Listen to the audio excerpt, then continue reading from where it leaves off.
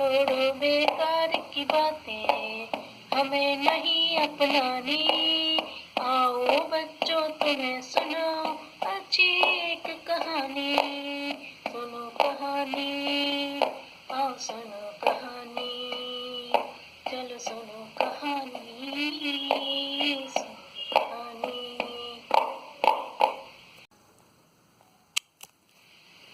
बच्चों, आज आप सुनने जा रहे हो कहानी बुराई करने वाला तोता।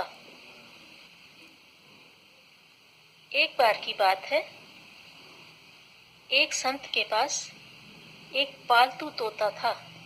उन्होंने उसका नाम हीरामन रखा हुआ था। तोता बड़ा ही विचित्र था। वह मनुष्यों की भाषा में बात कर लेता था। उसकी एक विशेषता और भी थी कि तोता सबके मन की बात जान लिया करता था। यही नहीं, वह सबके विषय में सही सही बातें भी बता देता था।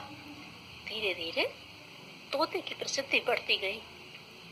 संत के पास दूर दूर से आने वाले अनेक आदमियों की भीड़ लगी रहती थी। सभी मनुष्य तोते से अपने विषय में, अपने भविष्य के विषय में अनेक प्रश्न करते थे। धीरे धीरे तोते को घमंड होने लगा। वह सोचने लगा कि मैं ही सबसे बड़ा विद्वान हूँ। घमंड का फल यह हुआ कि वह सभी आदमियों को अपने से नीचे स्तर पर देखने लगा। अब वह दूसरों के गुण कम और दोष अधिक देखने लगा। उसे सब में बुराइयां और कमियां ही नजर आने लगी। एक बार किसी राजा ने संत को बुलाया अपने राजमहल में। संत अपने साथ अपना तोता भी ले गए। जब वे चलने लगे तो राजा को उन्होंने अपने तोते का भी परिचय कराया, उसकी विशेषताएं भी बताई। सभी को यह जानकर अचंभा हुआ कि तोता सभी प्रश्नों का उत्तर दे देता है, सभी के बारे में ठीक ठीक बताता है। राजा ने सबसे पहले अपने बारे में पूछा। तोता बोला, राजन, आप अपना बहुत सा समय ऐसे ही राग रंग में व्यतीत कर देते हैं। राजा चुप हो गए। फिर उन्होंने अपने दरबारियों के विषय में पूछा। एक एक के बारे में तोते से बताने को कहा। तोते का तो स्वभाव ही बन गया था दूसरों की बुराई देखने का। उसने सभी मंत्रियों के कुछ न कुछ दोष राजा को बतला दिए।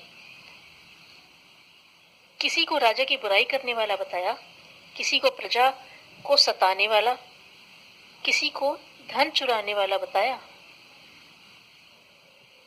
राजा ने तोते की बात पर विश्वास कर लिया। उन्हें बहुत ही क्रोध आया कि उनके मंत्री अच्छे नहीं हैं। राजा अपने सेनापति आदि के विषय में भी तोते से जानना चाहते थे, पर उस समय रात्रि होने को थी। दरबार खत्म होने का समय हो गया था। राजा ने संत से यह विनती की कि वे आज रात उनके अतिथि बनकर राजमहल में ही विश्राम करें। संत खुशी खुशी से राजा की बात मान गए। रात में जब संत सोने चले गए तो सभी मंत्रियों ने आपस में सलाह की। उन्होंने सोचा कि चुपके से इस तोते को मरवा देना चाहिए। यह तो जब से आया है हमारी बुराइयां ही करता जा रहा है। यह हम सबको राज्य से निकलवा कर ही मानेगा। प्रधानमंत्री ने एक सेवक को संत के कमरे में भेजा और उसे आदेश दिया कि चुपचाप जाकर तोते को मार आए। नौकर संत के कमरे में पहुंचा। वे गहरी नींद में सोए हुए थे। नौकर ने चुपके से जाकर तोते को मार दिया।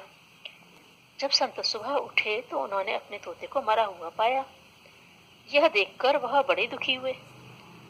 फिर उन्होंने सोचा कि तोते को क्यों मारा गया है। उनकी समझ में आ गया कि तोते में सबके दोष देखने की आदत हो गई थी। कल रात को भी उसने सबकी बुराइयां ही की थी और उन सबको अपना शत्रु बना लिया था।